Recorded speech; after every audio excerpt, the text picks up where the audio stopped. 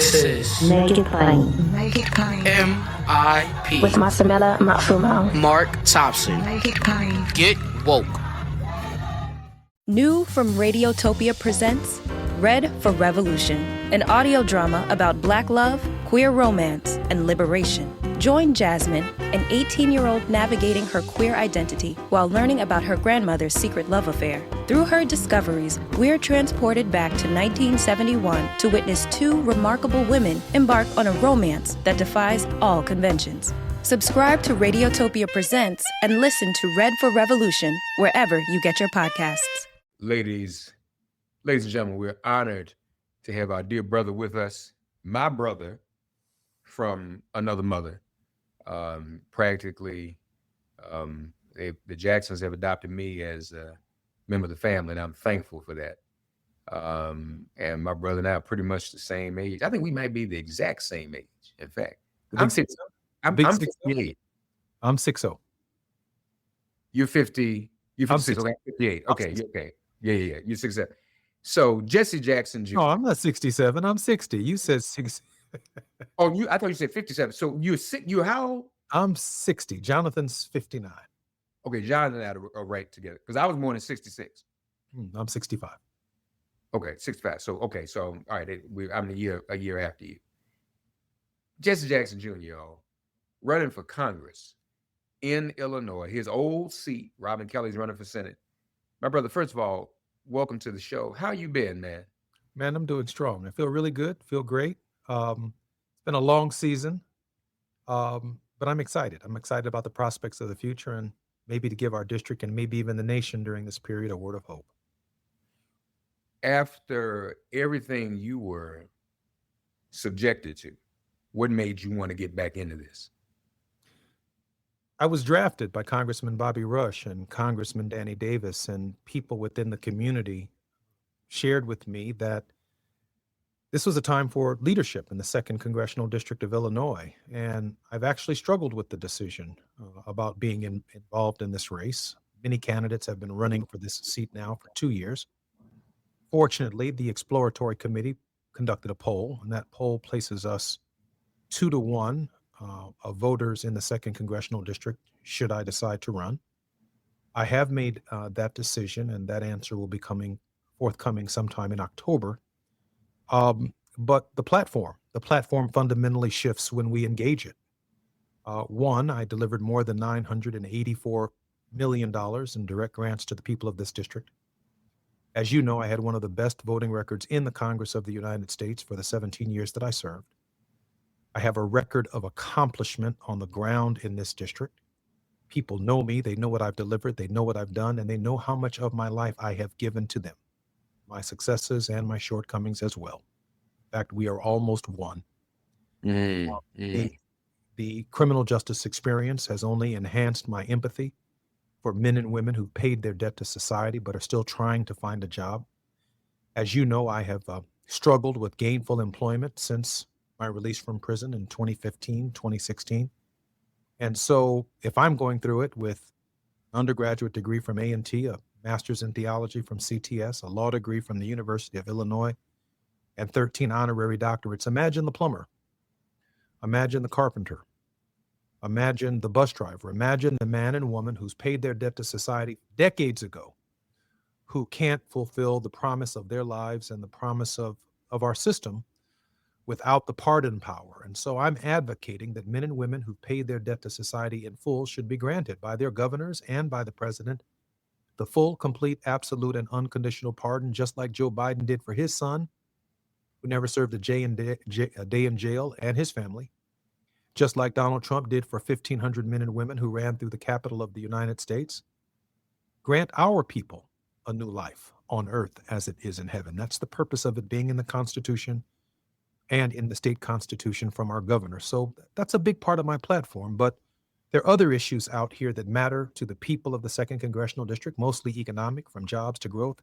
And no one has worked harder at that mark than I have over the last 20 or 30 years of my life. And so I step in on day one with tremendous experience. John Lewis called me the conscience of the Black Caucus, while he was the conscience of the Congress, because of my knowledge of history and my study of the institution. And so there's some things in this era that we might need some leadership on, and I'd like to play some role. Tell us, if you would, just a little bit more about your experience in the carceral system and how that is even channeling and empowering you now. So what I've learned through this process is that ultimately, at least theologically and spiritually, we have to be strong in our broken places. When I was a member of Congress, I did everything I could for brothers and sisters who were exiting the system. Town hall meetings, jobs fairs, you name it. I tried to do it. Everything everyone else was doing, standing for the right legislation, I stood for it. And then when I went in the system myself and came out, I had a very different ministry. That men and women who go through this process, who do what the judge said do, who plead their case, have been convicted by a jury of their peers, accepted responsibility from the judge, fulfilled their sentences at the federal or the state level. You know, they don't need to come out of prison into a new program, a new 501c3 hustle.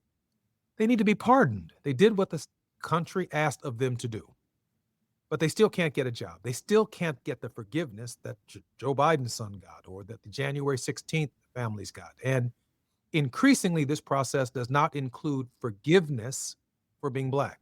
There's a certain unforgivable forgiveness when we make mistakes. But Paul Manafort, who was chairman of Donald Trump's campaign, was pardoned by Donald Trump. I was chairman of Barack Obama's campaign, but I was not pardoned by Barack Obama, not pardoned even though I requested, my father requested, William Barber requested, dozens of members of Congress requested the full pardon of Jesse Jackson Jr., and Joe Biden chose his own son. But there are millions of sons, Mark. 70 million of us have paid our debt to society. And so I have a radical empathy now, and I want to take that empathy to the floor of the Congress and let everybody know who comes through the laws that we passed that at the end of the day, forgiveness is really the promise of America, a new hope, a new life, and that as a nation, ultimately, we have to be strong in our broken places. Let me give you another example. I stood for 5 hours on the floor of the Congress with the gavel when Obamacare passed. Nancy Pelosi and the Democrats had lost control of the Congress because the debate was that much of a ruckus, and they asked me to come down and run the House chamber for 5 of the 8 hours. I was proud to slam that gavel when the legislation passed. The way we paid for that legislation was the elimination of waste, fraud, and abuse. Those are 3 terms, but we say them so quickly, but what's behind that?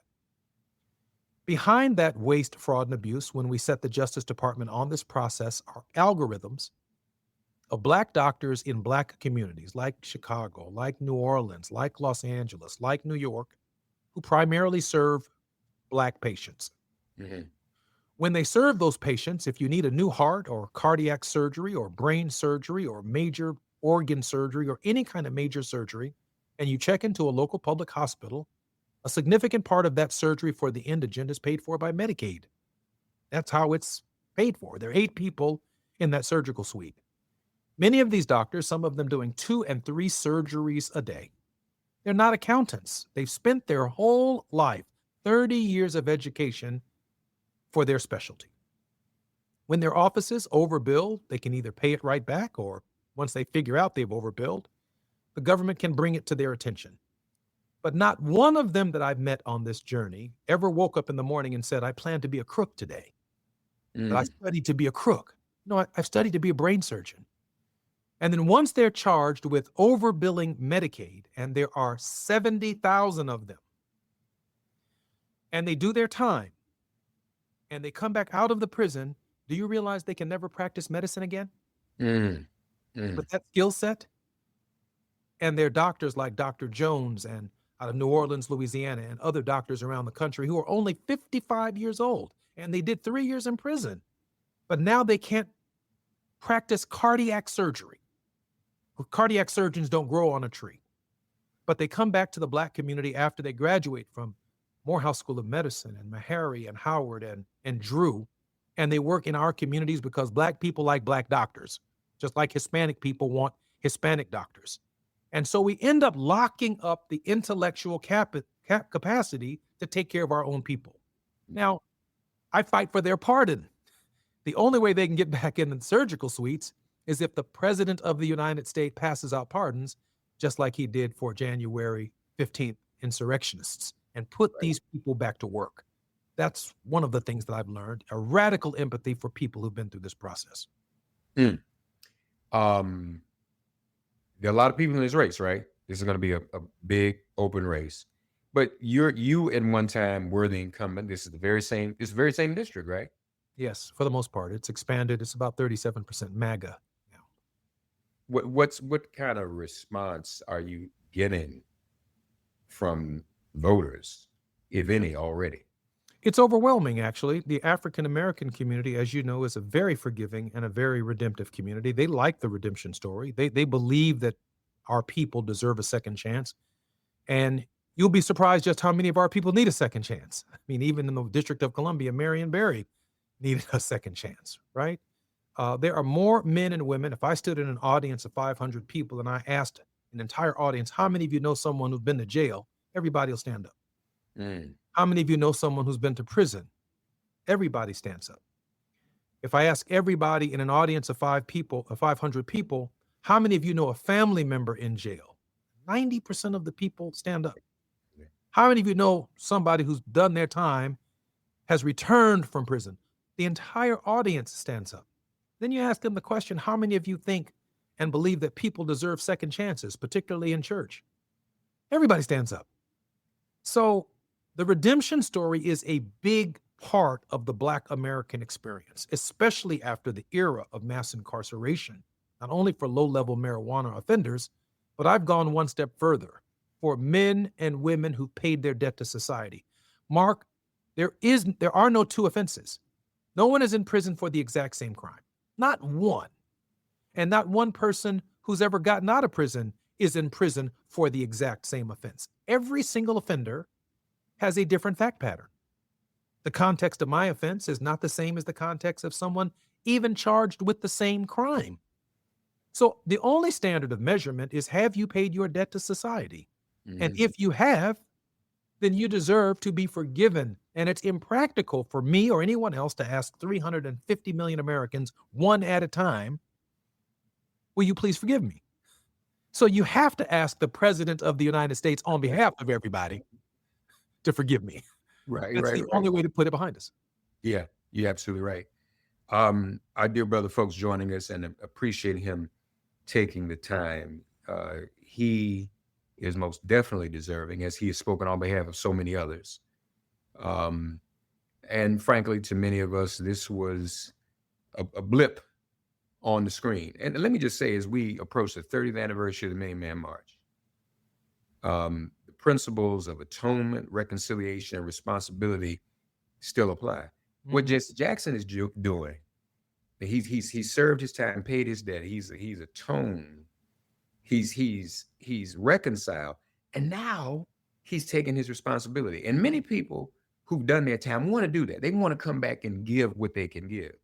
He is eminently qualified to continue to give in the role he once gave in, and eminently qualified to continue to serve in that role. He could just chill, but he wants to continue to help people in the way he did 17 years in Congress in which he served. So it goes without saying, I'll say it for the record, I am supporting and endorsing Jesse Jackson Jr. for Congress, 2nd District in Illinois. So y'all can take that to the bank, quote me, do whatever you need to do. If that gets you a few votes, fine, maybe not. I appreciate Might cost you votes. A whole lot of votes. I doubt it. That's who you are, Reverend Thompson. Thank you so much for that. My brother, love you, man. Oh, website, where can people find you? You need some money too, don't you? Oh, you absolutely. I have a splash page on Act Blue. Our website goes live tomorrow. Jesse Jackson Jr. for Congress. Jesse Jackson Jr. for Congress 2026. Please Google us, Jesse Jackson Jr. for Congress 2026. And you can also reach me on Facebook, Jesse Jackson Jr. There's a little check mark, a little blue check mark next to my name. And if you scroll down my page, there's a QR code where you can put your phone against it and it'll take you right to the splash page. And obviously, I would appreciate any support people can give us. Wonderful. Love you, my brother. Love you more than that, Mark. Can't wait to have you on our program. Love to. Let me know. I promise. Thanks for getting woke and listening to Make It Plain. As always, perform an act of kindness on behalf of an elder or young person. Write a letter to a sister or brother who just so happens to find her or himself incarcerated. Offer libations to the ancestors upon whose sturdy shoulders we all now stand. And above all, give thanks to the God of your understanding by whatever name you call her and him. All God asks of us is that we give each other love. Thanks for giving MIP love. And please remember to subscribe and give us a 5-star rating. If all hearts and minds are clear, it has been made plain.